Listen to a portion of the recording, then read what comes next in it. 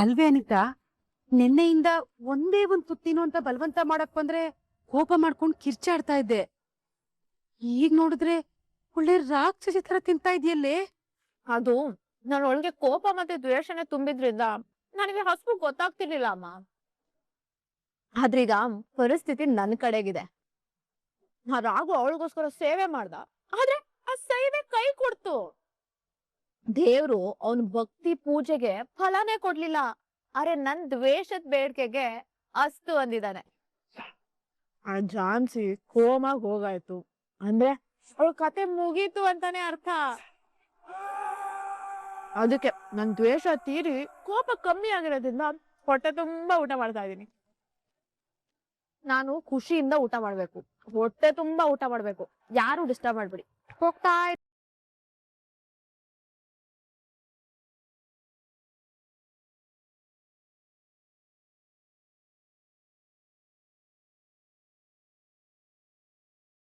ಅಮ್ಮ, ನಿಜವಾಗ್ಲೂ ಇವಳು ನಮ್ಮ ಮನಿತಾನೇನಾ? ಇವಳು ಬಿಹೇವ್ ಮಾಡೋದು ನೋಡ್ತಾ ಇದ್ರೆ ತುಂಬಾ ಭಯ ಆಗ್ತಿದೆ. ಹೀಗೆ ಆದ್ರೆ ಹೇಗಮ್ಮ ಇವಳನ್ನ ಕಂಟ್ರೋಲ್ ಮಾಡೋದು? ನಮ್ಗೂ ಏನು ತೋಚ್ತಾ ಇಲ್ಲ ಮಿಥುನ್. ಇವಳು ಇಷ್ಟು ವಿಚಿತ್ರವಾಗಿ ಯಾವತ್ತೂ ಆಡ್ತಾ ಇರ್ಲಿಲ್ಲ. ಅವಳನ್ನ ನೋಡಿದ್ರೆ ಏನ್ ಆಗ್ಬಿಡ್ತಾಳು ಅಂತ ಅನಿಸ್ತಾ ಇದೆ. ಹೀಗೆ ಆದ್ರೆ ಅವಳನ್ನ ಕಳ್ಕೋಬೇಕಾಗುತ್ತೆ ತಾರ. ಅಮ್ಮ, ಇವಳನ್ನ ಕಳ್ಕೊತೀವೋ ಇಲ್ಲ ಇವಳಿಂದ ಬೇರೆಯವ್ರಿಗೆ ಏನಾದ್ರೂ ಆಗಿ ನಮ್ಮನೆ ನೆಮ್ಮದಿ ಕಳ್ಕೊತೀವೋ ಗೊತ್ತಿಲ್ಲ. ಆದ್ರೆ ಒಂದಂತೂ ಸತ್ಯ, ಇವಳಿಂದ ನಾವು ಅನ್ಭವಿಸೋದು ತುಂಬಾ ಇದೆ.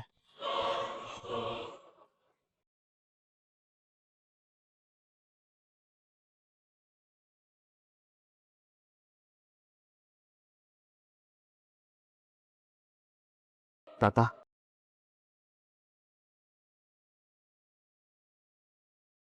ಸಾಕು ತಾತ.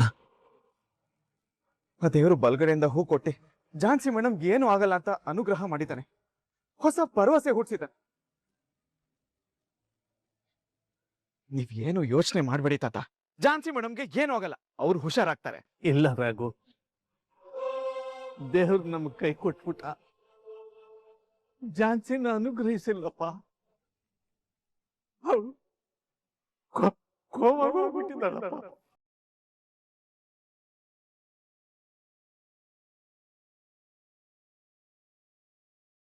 ಇಲ್ಲ ಇಲ್ಲ ತಾತ, ಝಾನ್ಸಿ ಮೇಡಮ್ ಖಂಡಿತ ನನ್ನನ್ನು ಬಿಟ್ಟು ಹೋಗಲ್ಲ. ಈ ಜನ್ಮದಲ್ಲಿ ಮಾತ್ರ ಅಲ್ಲ, 7 ಜನ್ಮದಲ್ಲೂ ನನ್ ಜೊತೆನೇ ಇರ್ತೀನಿ ಅಂತ ನನಗೆ ಮಾತು ಕೊಟ್ಟಿದ್ದಾರೆ. ನನ್ ಜೊತೆ ಬದುಕ್ಬೇಕು ಅಂತ ಕನ್ಸು ಕಟ್ಕೊಂಡಿದ್ದಾರೆ. ಅವ್ರು ಯಾವತ್ತೂ ಕೊಟ್ಟ ಮಾತಿಗೆ ತಪ್ಪವ್ರಲ್ಲ. ಖಂಡಿತ ಅವ್ರು ನನ್ ಬಿಟ್ಟು ಹೋಗಲ್ಲ ತಾತ. ಇನ್ನೆಲ್ಲಪ್ಪ ಕನಸು ಆಸೆಗಳು ಯಾವುದು ಇಲ್ಲಪ್ಪ. ಅವಳು ನಮ್ಮನ್ನೆಲ್ಲ ಬಿಟ್ಟು ಹೋಗೋ ಸ್ಥಿತಿಲಿ ಇದ್ದಾಳಪ್ಪ, ಹೋಗೋ ಸ್ಥಿತಿಲಿ.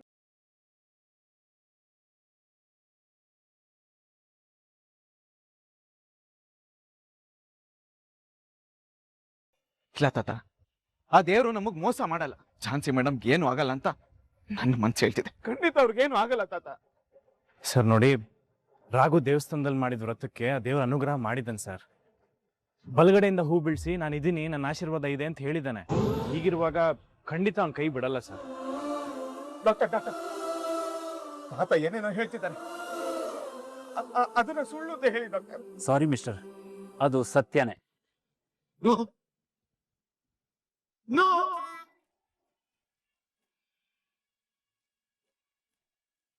ಇಲ್ಲ, ನನ್ ಝಾನ್ಸಿ ಮೇಡಮ್ ಏನೂ ಆಗಿಲ್ಲ. ಪ್ಲೀಸ್ ಡಾಕ್ಟರ್, ಇನ್ನೊಂದ್ಸತಿ ನೋಡಿ. ನೋಡಿ ಮಿಸ್ಟರ್, ನಾವು ಎಲ್ಲಾ ರೀತಿಲೂ ಪ್ರಯತ್ನ ಮಾಡಿ ಉಳಿಸ್ಕೋ ಪ್ರಯತ್ನ ಮಾಡಿದ ನಂತರನೇ ಈ ಮಾತು ಹೇಳ್ತಿರೋದು.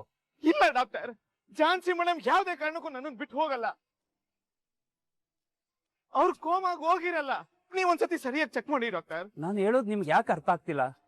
ನಿಮ್ ನಂಬಿಕೆ ಆಧಾರದ ಮೇಲೆ ನಾವು ಸುಳ್ಳು ಹೇಳೋಕ್ ಆಗಲ್ಲ. ಪ್ಲೀಸ್ ಡಾಕ್ಟರ್, ಆ ರೀತಿ ಎಲ್ಲ ಹೇಳ್ಬಿಡಿ. ಯಾವುದೇ ಕಾರಣಕ್ಕೂ ನನ್ ಝಾನ್ಸಿ ಮೇಡಮ್ ನನ್ನನ್ನು ಬಿಟ್ಟು ಹೋಗಕ್ ಸಾಧ್ಯನೇ ಇಲ್ಲ. ರೀ ಡಾಕ್ಟರ್, ನಾನೋ ನೀವೋ ಎಲ್ಲಾ ರೀತಿಲೂ ಕನ್ಫರ್ಮ್ ಮಾಡ್ಕೊಂಡೇ ಹೇಳ್ತಿರೋದು. ನಿಮ್ಗೆ ಯಾಕೆ ಅರ್ಥ ಆಗ್ತಿಲ್ಲ? ಇಲ್ಲ ಡಾಕ್ಟರ್, ಅವರು ನನ್ನ ಬಿಟ್ಟು ಹೋಗೋದಿಕ್ಕೆ ನಾನ್ ಬಿಡಲ್ಲ.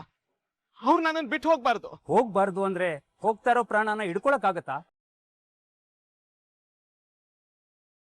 ಹಾಗಾದ್ರೆ ನಿಮ್ ಪ್ರಕಾರ ನಾನು ಸರಿಯಾಗಿ ನೋಡಿಲ್ಲ ಅಂತ ಹೇಳ್ತಾ ಇದ್ರಲ್ವಾ? ನೀವೇ ದೊಡ್ಡ ಡಾಕ್ಟರ್ ಆಗಿದ್ದೀರಲ್ವಾ? ಬನ್ನಿ, ನೀವು ಅದೇನ್ ಮಾಡ್ತಿರೋ ಮಾಡಿ ಬನ್ನಿ. ಬನ್ರಿ, ನೀವೇ ಬನ್ರಿ. ಎಲ್ಲ ಡಾಕ್ಟರ್ ಮೇಲೆ ನಂಬಿಕೆನೇ ಇಲ್ಲ, ಸುಮ್ಮನೆ ಮಾತಾಡಕ್ ಬರ್ತಾರೆ. ಬನ್ರಿ, ನೋಡ್ರಿ ರೀಡಿಂಗ್ ಎಷ್ಟು ಕಮ್ಮಿ ಆಗಿದೆ, BP ಫುಲ್ ಲೋ ಆಗೋಗಿದೆ, ಯಾವ ಮೆಡಿಸಿನ್ಗೂ ರೆಸ್ಪಾಂಡ್ ಮಾಡ್ತಾ ಇಲ್ಲ. ಅಷ್ಟೇ ಯಾಕೆ, ಅವ್ರು ಉಸಿರಾಡ್ತಾ ಇರೋದು ಕೂಡ ವೆಂಟಿಲೇಟರ್ ಸಹಾಯದಿಂದ. ಇದನ್ನ ತೆಗೆದ್ರೆ 1 ನಿಮಿಷ ಕೂಡ ಅವ್ರು ಉಸಿರಾಟ ಇರಲ್ಲ, ಕಂಪ್ಲೀಟ್ ಸ್ಟಾಪ್ ಆಗೋಗುತ್ತೆ. ಇವಾಗ ಏನ್ರಿ ಹೇಳ್ತೀರಾ? ಸುಮ್ಮನೆ ಎಮೋಷನಲ್ ಆಗಿ ಮಾತಾಡೋದಲ್ಲ, ಪ್ರಾಕ್ಟಿಕಲ್ ಆಗಿ ಅರ್ಥ ಮಾಡ್ಕೋಬೇಕು. ನೋಡಿ ಮಿಸ್ಟರ್, ನಿಮ್ ನೋವು ನಮ್ಗೆ ಅರ್ಥ ಆಗತ್ತೆ. ಪರಿಸ್ಥಿತಿ ಈಗ ಕೈ ಮೀರೋಗಿದೆ.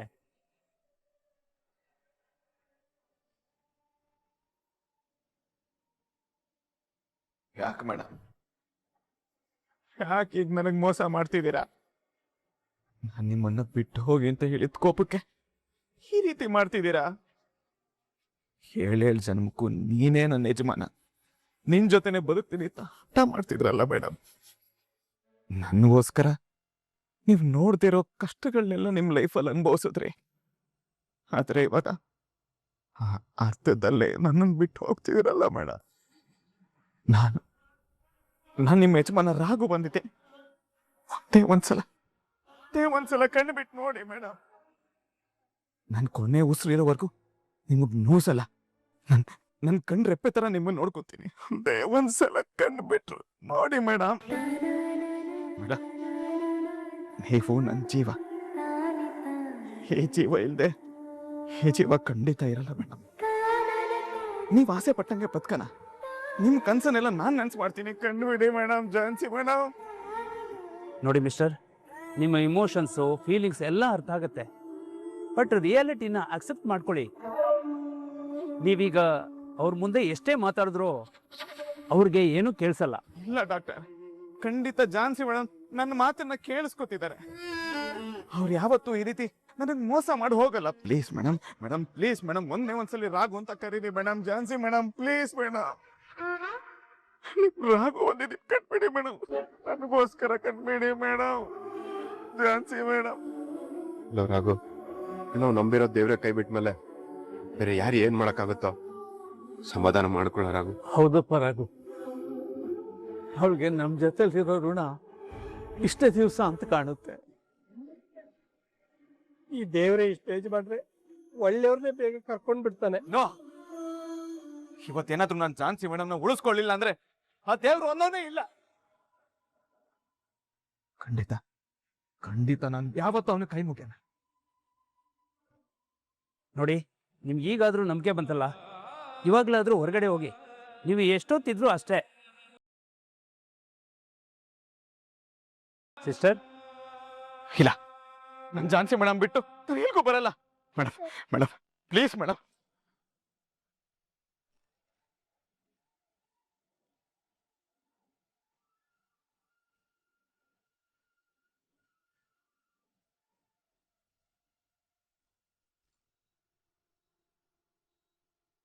ರೀಡಿಂಗ್ ರೈಸ್ ಆಗ್ತಾ ಇದೆ.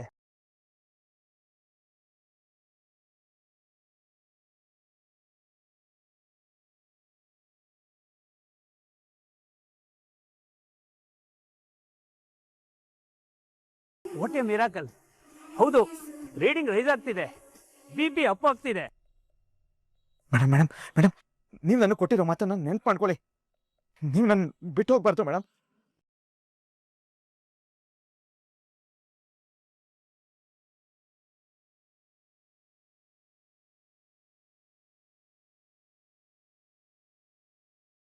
ನಿಜವಾಗ್ಲು ಆ ದೇವರು ನಿಮ್ ನಂಬಿಕೆನ ಉಳಿಸ್ಬಿಟ್ಟ. ಇವಾಗ ಅವ್ರ ಬಾಡಿ ಸ್ಟೇಬಲ್ ಆಗ್ತಿದೆ, ಅವರು ರೆಸ್ಪಾಂಡ್ ಮಾಡ್ತಿದ್ದಾರೆ.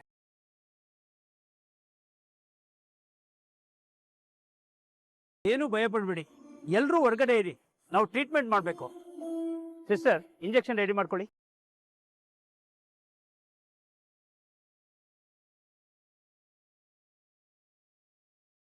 ಸಿಸ್ಟರ್, ಬೇಗ ಇಂಜೆಕ್ಷನ್ ತಗೊಂಡಿ. ನೋಡ್ರಾಗು, ನೀನ್ ಮಾಡಿದ ವ್ರತ ವ್ಯರ್ಥ ಆಗ್ಲಿಲ್ಲ. ನಮ್ಮೆಲ್ರಿಗೂ ದೇವ್ರ ಮೇಲೆ ಒಂದ್ ಕ್ಷಣ ಕೋಪ ಬಂದ್ರು ನಮ್ದವ್ರನ್ನ ಕೈ ಬಿಡಲ್ಲ ಅಂತ ಇದರಿಂದ ನಾನು ಪ್ರೂವ್ ಮಾಡ್ಬಿಟ್ಟ ಅಲ್ವಾ. ನೀನು ಧೈರ್ಯವಾಗಿರು, ಮುಂದೆ ಎಲ್ಲ ಒಳ್ಳೇದೇ ಆಗುತ್ತೆ. ಹೌದು, ದೇವರು ನಮ್ಮಿಬ್ರನ್ನ ಯಾವತ್ತೂ ದೂರ ಮಾಡಲ್ಲ. ಲತಾ, ಝಾನ್ಸಿ ಮೇಡಮ್ ನಮ್ಮನ್ನ ಬಿಟ್ಟು ಹೋಗಲ್ಲ. ಅಷ್ಟಾದ್ರೆ ಸಾಕಪ್ಪ. ಕಣ್ಣೆದ್ರುಗಳು ಓಡಾಡ್ಕೊಂಡಿದ್ರೆ ಅದೇ ಮನ್ಸಿಗೆ ಸಮಾಧಾನ ಆಗ್ಲಪ್ಪ. ಹಬ್ಬಕ್ಕೂ ಒಳ್ಳೇದಾಯ್ತು.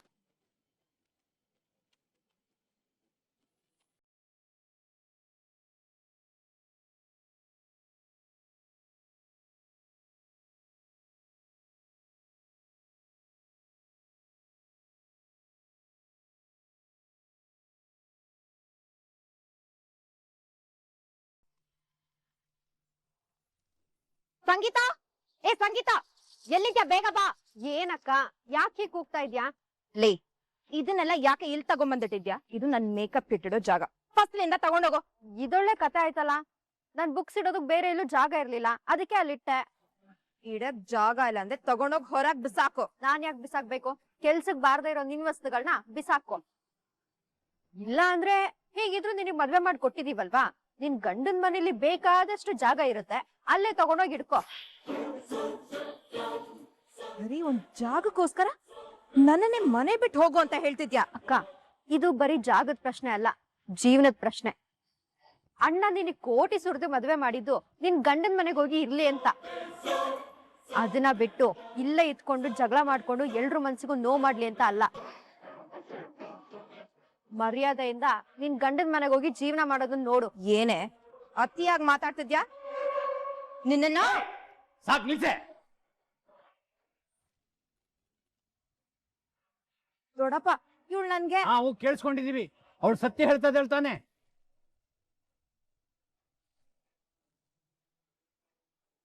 ನೀವು ಹಾಗೆ ಹೇಳ್ತೀರಾ ದೊಡ್ಡಪ್ಪ? ಅಲ್ಲಮ್ಮ, ಹೆಣ್ಣು ಮಕ್ಕಳಿಗೆ ಸಾಲ ಸೂಲ ಮಾಡಿ ಮದುವೆ ಮಾಡಿ ಕಳಿಸ್ತೀವಿ. ಏನಕ್ಕೆ? ಗಂಡನ ಮನೆಯಲ್ಲಿ ಸುಖವಾಗಿ ಬಾಳಿ ಬದುಕಲಿ ಅಂತ. ಆದ್ರೆ ನೀನ್ ಅದನ್ನ ಮಾಡೋದ್ ಬಿಟ್ಟು ಇಲ್ಲೇ ಇದ್ಕೊಂಡು ಸುಮ್ನೆ ಮನಸ್ಸುಗಳಿಗೆ ಬೆಂಕಿ ಹಚ್ಕೊಂಡು ಕೂತಿದ್ದೀಯಾ. ನಿನ್ನಿಂದಾಗಿ ಆ ರಾಘು ನೆಮ್ಮದಿ ಇಲ್ಲ. ಈ ಮನೆಯಲ್ಲಿ ಸಂತೋಷ ಅನ್ನೋದೇ ಇಲ್ಲವಾಗಿದೆ. ಅದಕ್ಕೆ ಹೇಳ್ತಾ ಇದ್ದೀನಿ, ಸುಮ್ನೆ ಗಂಡನ ಮನೆಗೆ ಹೋಗಿ ಸಂಸಾರ ಮಾಡು. ದೊಡ್ಡಪ್ಪ, ನಾನು ಅಲ್ಲಿಗೆ ಹೋಗ್ಬೇಕಂದ್ರೆ ನನ್ ಕೊಟ್ಟ ಮಾತನ್ನ ತಪ್ಪದವ್ರು ಯಾರೇ? ನಾನು ಇವ್ರನ್ನ ಮದ್ವೆ ಆಗಲ್ಲ ಅಂತ ಹೇಳ್ದವ್ರು ಯಾರು? ಅವತ್ತು ರಾಘು ಖಂಡಿತವಾಗಿ ಕೇಳ್ದೆ ತಾನೆ. ಮದುವೆ ಮಂಟಪದಲ್ಲಿ ಎಲ್ಲರ ಮುಂದೆ ತೊಂದ್ರೆ ಇಲ್ಲ, ನಿಮ್ಮ ಜೀವನಕ್ಕೆ ಅಡ್ಡಿ ಬರಲ್ಲ ಅನ್ನೋ ಮಾತುಕತೆ ಆಯ್ತು ತಾನೆ. ನ್ಯಾಯವಾಗಿ ನೋಡಿದ್ರೆ ನಿನ್ನನ್ನ ಅಲ್ಲಿಂದಲೇ ಕಳಿಸ್ಬೇಕಾಗಿತ್ತು. ಆದ್ರೆ ವಾತಾವರಣ ಸ್ವಲ್ಪ ತಣ್ಣಗಾಗ್ಲಿ ಅಂತ ಕರ್ಕೊಂಡ್ ಬಂದ್ವಿ. ಈ ವಿಷಯದಲ್ಲಿ ಈಗಾಗಲೇ ನಮ್ಮಿಂದ ತಪ್ಪಾಗಿದೆ, ಇನ್ನೂ ತಪ್ಪಾಗೋದ್ ಬೇಡ. ಇನ್ನೀನ್ ಹೊರಡು. ಅಲ್ಲ ದೊಡ್ಡಪ್ಪ, ನಾನು ಅಲ್ಲಿ ಹೋದ್ಮೇಲೆ ಅವ್ರು ನನಗ್ ಪ್ರಶ್ನೆ ಮಾಡಿದ್ರೆ ಏನ್ ಮಾಡ್ಲಿ? ಉತ್ತರ ಕೊಡಮ್ಮ. ಇಲ್ಲಿ ಮಾತಾಡ್ತೀಯಲ್ಲ, ಅಲ್ಲೂ ಇದು ನನ್ನ ಗಂಡನ ಮನೆ, ನನಗೆ ಮಾತಾಡೋ ಅಧಿಕಾರ ಇದೆ ಅಂತ ಮಾತಾಡು. ಯಾಕೆ ಅಲ್ಲಿ ಏನಾಯ್ತು ಅಂತ ನಿನಗೆ ಗೊತ್ತಿಲ್ವಾ? ಅಲ್ಲ, ರಾಘು ಬಂದ್ಮೇಲೆ ಸಮಾಧಾನವಾಗಿ ಕೂತು ಬಗೆಹರಿಸ್ಕೊಳ್ಳೋಣ, ಆತರ ಪಡೋದ್ ಬೇಡ. ಬಗೆಹರಿಸೋದಕ್ಕೆ ಏನೇ ಇದೆ? ಎಲ್ಲ ಬಗೆಹರಿದಿದ್ದಾಗಿದೆ ಅಲ್ವಾ? ಪಾಪ, ಅವ್ನ್ ಮೊದ್ಲೇ ಆತಂಕದಲ್ಲಿದ್ದಾನೆ ಅಂತದ್ರಲ್ಲಿ ಇದು ಬೇರೆನಾ?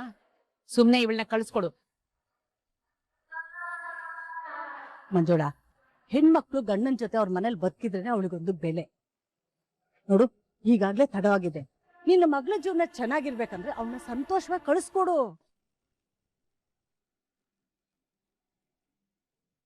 ನೋಡಮ್ಮ ಪಲ್ಲವಿ, ಹೆಣ್ಣಾದವಳು ಹುಟ್ಟಿದ ಮನೆ ಕೊಟ್ಟ ಮನೆ ಎರಡಕ್ಕೂ ಒಳ್ಳೇದನ್ನ ಬಯಸ್ಬೇಕು. ನೀನು ಸೊಸೆಯಾಗಿ ಆ ಮನೆನ ಬೆಳಗ್ಬೇಕೆ ಹೊರತು ಇಲ್ಲೇ ಇದ್ಕೊಂಡು ತವ್ರ ಮನೆನ ಹಾಳು ಮಾಡಬಾರ್ದು. ಅದಕ್ಕೆ ಹೇಳ್ತಾ ಇದ್ದೀನಿ, ನೀನು ನಿನ್ನ ಗಂಡನ ಮನೆಗೆ ಹೊರಟೋಗೋ. ಏ ಮಂಜುಳಾ, ಒಬ್ಬ ತಾಯಿಯಾಗಿ ಗಂಡನ ಮನೇಲಿ ಹೇಗ್ ಬಾಳ್ಬೇಕು ಅಂತ ಬುದ್ಧಿ ಹೇಳಿ ಇವಳನ್ನ ಕಳ್ಸ್ಕೊಡು. ಸರಿ ಅತ್ತ. ಪಲ್ಲು ಬಾರ. ಈ ಕೆಲ್ಸನ ಮೊದ್ಲೇ ಮದ್ವೆ ಮನೇಲೆ ಮಾಡ್ಬೇಕಾಗಿತ್ತು. ಇವಳೊಬ್ಬಳ ಜೀವನ ಸರಿ ಹೋದ್ರೆ ಮಿಕ್ಕಿದ್ದೆಲ್ಲ ತನಗ್ ತಾನೇ ಸರಿ ಹೋಗುತ್ತೆ.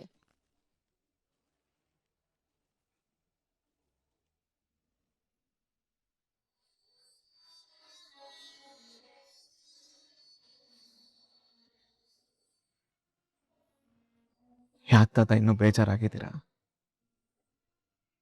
ಖಂಡಿತ ಝಾನ್ಸಿ ಮೇಡಮ್ಗೆ ಏನೂ ಆಗಲ್ಲ. ಅವ್ರನ್ನ ಅಷ್ಟು ಸುಲಭವಾಗಿ ನಾನು ಬಿಟ್ಕೊಟ್ಬಿಡ್ತೀನ? ನೀವು ಆಸೆ ಪಟ್ಟಂಗೆ ನಾವಿಬ್ರು 100 ಕಾಲ ಚೆನ್ನಾಗಿ ಒಟ್ಟಿಗೆ ಬದುಕ್ತೀವಿ. ನೀವು ಕನ್ಸ್ ಕಂಡಂಗೆ ನಾವ್ ಯಾವಾಗ್ಲೂ ಸಂತೋಷವಾಗಿರ್ತೀವಿ. ಧೈರ್ಯವಾಗಿರಿ. ಆಯ್ತಪ್ಪ, ಆ ದೇವ್ರು ನಿಜವಾಗ್ಲೂ ನಿನಗೆ ಮೋಸ ಮಾಡಿಲ್ಲ. ನೀನು ಕಷ್ಟಪಟ್ಟು ಅವಳನ್ನ ಉಳಿಸ್ಕೊಂಡ್ಬಿಟ್ಟೆ.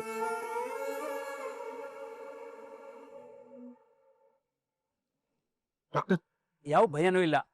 ಅವರಿಗೆ ನಾರ್ಮಲ್ ಆಗ್ತಿದ್ದಾರೆ, ಮೆಡಿಸಿನ್ಗೆ ರೆಸ್ಪಾಂಡ್ ಮಾಡ್ತಿದ್ದಾರೆ. ಆದಷ್ಟು ಬೇಗ ಪ್ರಜ್ಞೆ ಬರುತ್ತೆ.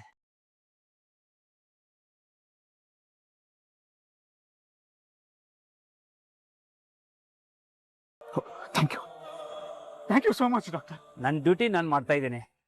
ಆದರೆ ಅವ್ರನ್ನ ಕಾಪಾಡ್ಕೋಬೇಕು ಅಂತ ನಿಮ್ಮ ಪ್ರಯತ್ನ ಇತ್ತಲ್ಲ, ತುಂಬ ಗ್ರೇಟ್. ನಮ್ಮ ಮೆಡಿಸಿನ್ ಜೊತೆ ನಿಮ್ಮ ವ್ರತ ಪೂಜೆ ಎಲ್ಲ ವರ್ಕ್ ಆಗಿದೆ. ನಂಬಿಕೆನೇ ದೇವರಲ್ವಾ ಡಾಕ್ಟರ್? ವಿಜ್ಞಾನಕ್ಕೆ ಜ್ಞಾನನೇ ತಳಹಾದಿ ಅಂತ ನಾವು ನಂಬಿದ್ದೀವಿ. ಪ್ರತಿಯೊಂದು ಘಟನೆಗೂ ದೇವರೇ ಕಾರಣ ಅಂತ ಹೇಳ್ತೀವಿ. ಅದರಲ್ಲಿ ನಾವು ಅವನ್ನ ನಂಬಿ ಪ್ರಯತ್ನ ಮಾಡಿದಾಗ ಫಲಾನು ಇದೇ ರೀತಿ ಇರುತ್ತೆ ಅನ್ನೋದು ನನ್ನ ಅಭಿಪ್ರಾಯ. ಖಂಡಿತ ಅದಕ್ಕೆ ನನ್ನ ಸಹಮತ ಇದೆ. ಯಾಕಂದ್ರೆ ಸಾಧ್ಯ ಇಲ್ಲ ಅಂತ ಕೈ ಚೆಲ್ದಾಗ ಕೈ ಹಿಡಿದಿದ್ದು ನಂಬಿಕೆನೇ ಅಲ್ವಾ? ಡಾಕ್ಟ್ರೆ, ಹಾಗಾದ್ರೆ ಇನ್ನೇನು ಭಯ ಇಲ್ಲ ಅಲ್ವಾ? ಇಲ್ಲ, ಅವ್ರ ಪ್ರಜ್ಞೆ ಬಂದ ತಕ್ಷಣ ಹೇಳ್ತೀವಿ, ಹೋಗಿ ನೋಡ್ಬೋದು.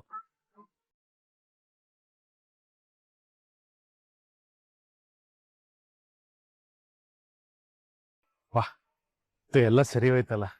ತಂಗಿಗೆ ಏನು ಅಪಾಯ ಇಲ್ಲ, ನೀನ್ ಟೆನ್ಷನ್ ಮಾಡ್ಕೊಂಬೇಡ.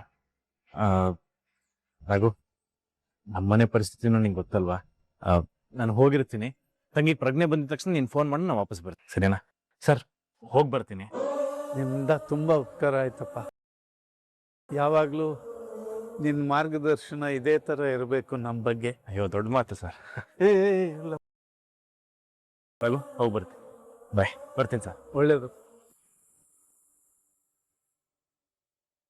ತಾತ, ಝಾನ್ಸಿ ಮೇಡಮ್ ಕೊಳ್ಳಲಿದ್ದ ತಾಳಿ ಮತ್ತೆ ಕಾಲುಂಗ್ರನ್ನ ಬಿಚ್ಕೊಟ್ಟಿದ್ರು. ಇದನ್ನ ಅವರಿಗೆ ಹಾಕಬೇಕಿತ್ತು. ಐಸಿಯುನಲ್ಲಿ ಇರಬೇಕಾದ್ರೆ ಅದನ್ನೆಲ್ಲ ಅಲೋ ಮಾಡಲ್ಲ ಸರ್. ವಾರ್ಡಿಗೆ ಶಿಫ್ಟ್ ಮಾಡಿದ್ಮೇಲೆ ಕೊಡೋಣ ಬಿಡಿ. ರಾಘು, ಇದೆಲ್ಲ ಈಗ ಯಾಕಪ್ಪ? ನಿನ್ನ ಹತ್ರ ಇರ್ಲಿ, ಇಟ್ಕೋ, ಆಮೇಲೆ ನೋಡೋಣ. ಸರಿ ತಾತ. ಅರುಣ, ತಾತ ಬಂದೆ.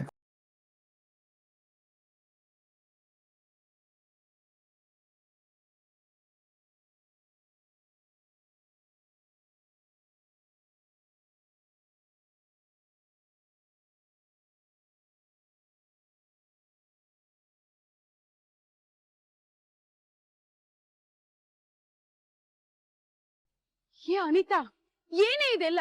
ಏನ್ ಮಾಡ್ತಿದೀಯೆ? ನಾವ್ ಹೇಳ್ದಂಗ್ ಸ್ವಲ್ಪ ಕೇಳೆ, ಸ್ವಲ್ಪ ಸಮಾಧಾನ ಮಾಡ್ಕೊಳೆ. ಪಾರಾಗ್ಬಿಟ್ಲು. ಆ ಝಾನ್ಸಿ ಪ್ರಾಣಾಪಾಯದಿಂದ ಸೇಫ್ ಆಗ್ಬಿಟ್ಲು. ಅವಳು ಬದುಕಿ ನನ್ನ ಜೀವನನ ಕೊಂದ್ಬಿಟ್ಲು. ಅನಿ, ನಿಂದ ಯಾಕೋ ತುಂಬಾ ಅತಿ ಆಯ್ತು. ಅತಿ ಆಗ್ತಿದೆ ಅಲ್ವಾ? ಹೌದು, ಅದಕ್ಕೆ ನನ್ನನ್ನ ನನ್ನ ಪಾಡಿಗೆ ಬಿಟ್ಬಿಡಿ ಅಂತ ಹೇಳ್ತಿರೋದು.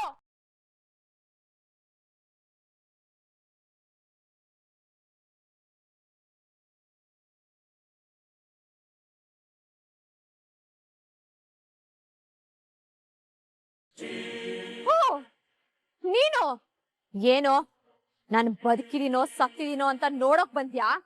ಯಾಕನಿತಾ ಹೀಗೆಲ್ಲ ಮಾತಾಡ್ತಿದ್ಯಾ? ನೀನು ಕೊಟ್ಟು ಮಾತನ್ನ ನಡೆಸ್ಕೊಟ್ಟಿಲ್ಲ ತಾನೆ? ಆದ್ರೂ ಹೇಗ್ ನಮ್ ಮನೆಗ್ ಬಂದೆ? ಅಷ್ಟಕ್ಕೂ ನಿನಗಿಲ್ ಬರೋಕೆ ಏನೇ ಅಧಿಕಾರ ಇದೆ? ಒಂದು ಕ್ಷಣ ನನ್ ಮುಂದೆ ನಿನ್ಕೋಬೇಡ, ಹೋಗ್ಬಿಡು. ಆದ್ರೆ ಮದ್ವೆ ಬೇಡ ಅಂತ ಹೇಳಿದ್ ನೀನೇ ತಾನೆ ಅನಿತಾ? ಅದು ನಿಮ್ಮ ಅಣ್ಣ ಮಾಡಿದ ನಾಟಕದಿಂದ. ಇನ್ಮೇಲೆ ನೀವಿಬ್ರು ಚೆನ್ನಾಗಿರಿ, ನಾನು ಅಡ್ಡಿ ಬರಲ್ಲ ಅಂತ ನೀನೇ ಹೇಳ್ದೆ ಅಲ್ವಾ? ಅದಕ್ ಕಾರಣ ಇವ್ರ ಅಣ್ಣ ಅನ್ನೋದು ನಿನಗ್ ಗೊತ್ತಿಲ್ವಾ ಅಣ್ಣ? ಅವನು ಮೋಸದಾಟನ ನಂಬಿ ನಾನ್ ಹಾಗೆ ಹೇಳಿದ್ದು. ಅಂದ್ರೆ ನೀನೇ ಒಂದ್ ನಿರ್ಧಾರಕ್ಕೆ ಸ್ಟಿಕ್ ಆನ್ ಆಗದೆ ಸುಮ್ನೆ. ಅಣ್ಣ,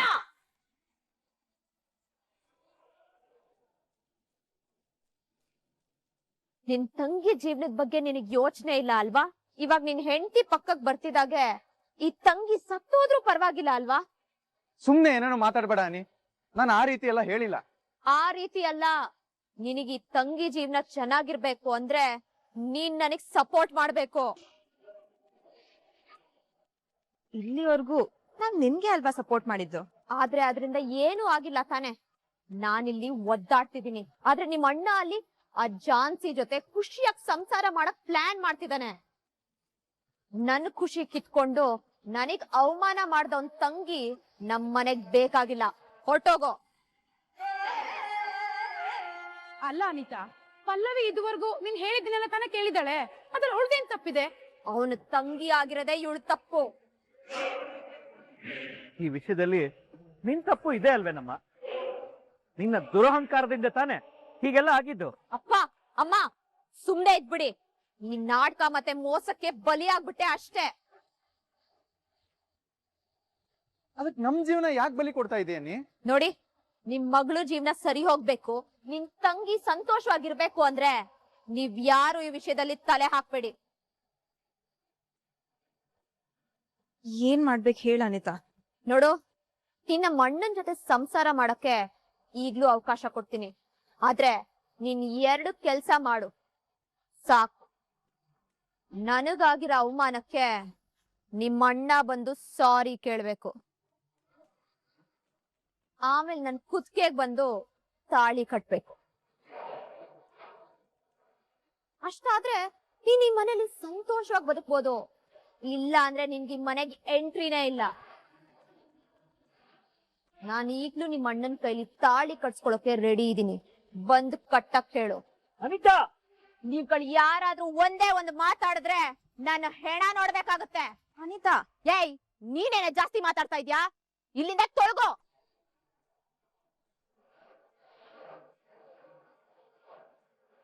ಅವ್ರ ಮುಖ ಏನೇ ನೋಡ್ತಾ ಇದ್ಯಾ? ನಮ್ಮನೇಲಿ ನಾನ್ ಹೇಳಿದ್ದೆ ಫೈನಲ್. ಕೊಟ್ಟು ಮಾತ್ ಪ್ರಕಾರ ಬಂದು ತಾಳಿ ಕಟ್ಟಕ್ ಹೇಳು. ಇಲ್ಲ ಅಂದ್ರೆ ಅಲ್ಲೇ ಹೋಗ್ ಬಿದ್ದಿರೋ. ಏಯ್, ಹೋಗು ಅಂತ ಹೇಳ್ದೆ ತಾನೆ? ಏಯ್, ಇದನ್ನು ತಗೊಂಡ್ ತೊಲ್ಗೆ.